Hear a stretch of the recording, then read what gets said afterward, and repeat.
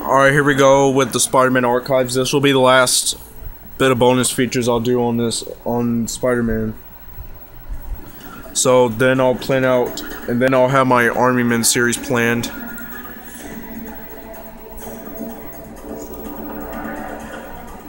And I'll probably start recording later tonight. And get them ready. So, here we go. So we know what to do. The previous menu is that spider icon, view year, and there's the icon to go to the menu, the icon there, spider thing to go to a year, and then to browse the images use the arrows. Right. So we have the 60s, the 70s, the 80s, the 90s, 21st century. So we're gonna do the 60s first.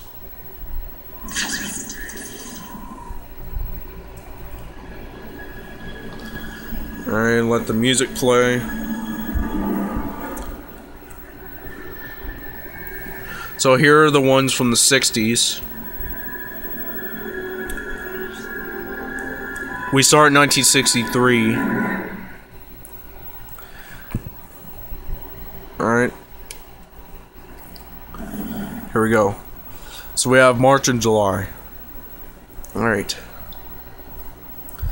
So this is issue number 1. So Spider-Man kicks off his own book with 2 stories. In the first, Spider-Man rescues test pilot John Jameson when he loses control of his capsule.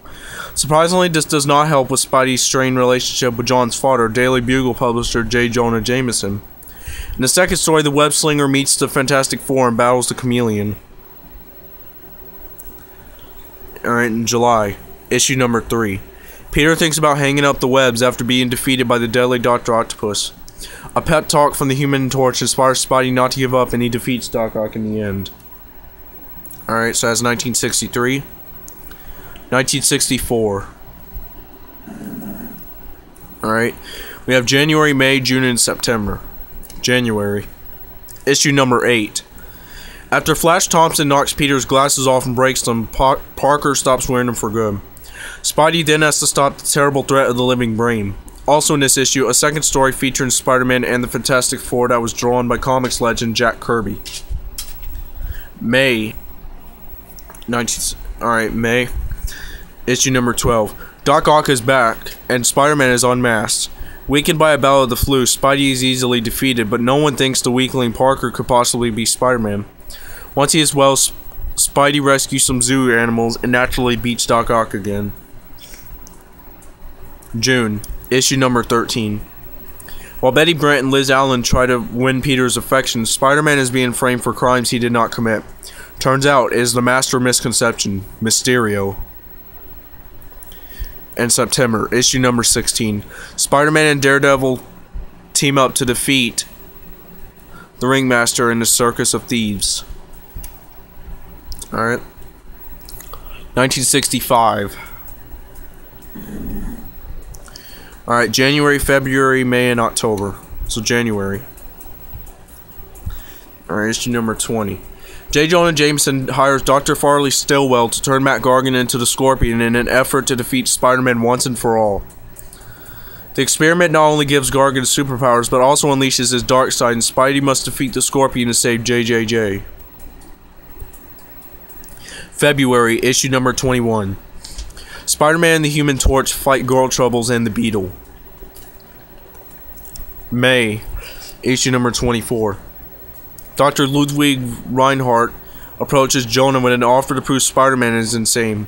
Jameson readily agrees, and their plan seems to work until JJJ accidentally saves Spider-Man and Reinhardt is revealed to be Mysterio. October, issue number 29.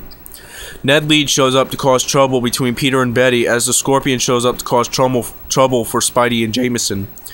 At the end of this issue, Aunt May feels dizzy and collapses, but does not tell Peter. Okay. Alright. 1966.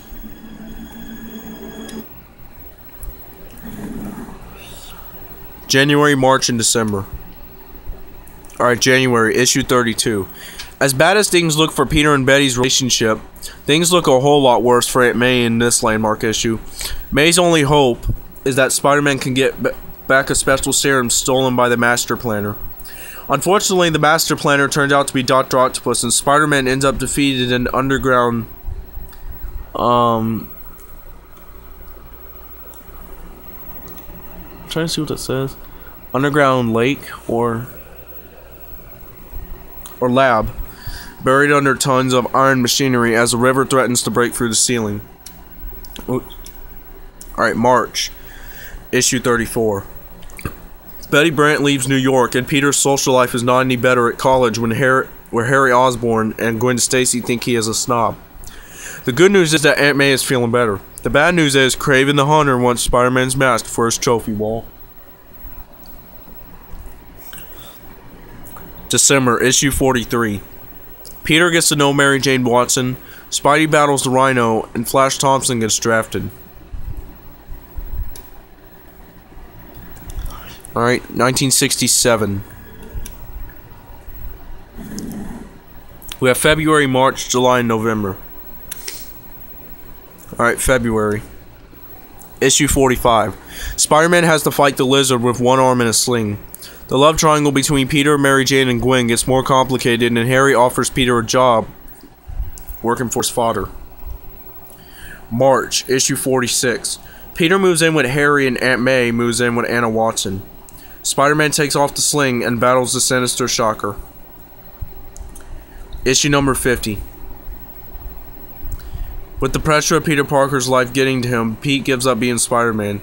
This news is met with great joy by Jameson and also by the Kingpin of Crime.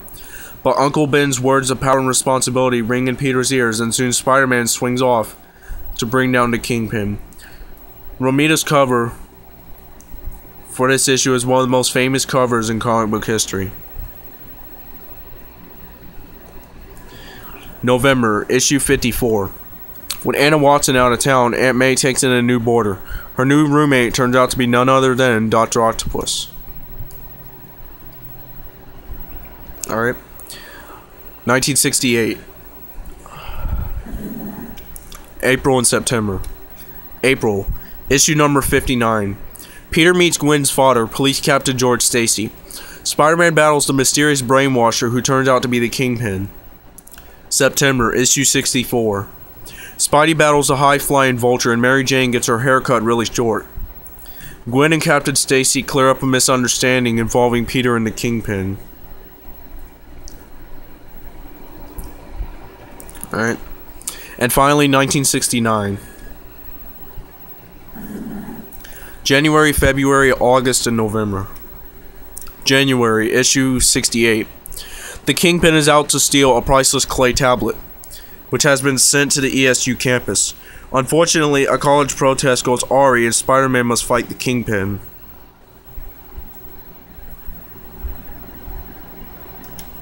Oops. February, issue 70. Spider-Man is wanted by the police. Gwen and Peter have a fight, and to make things worse, the Kingpin breaks out of jail. Jameson finally pushes Spider-Man to the breaking point. August, issue 75.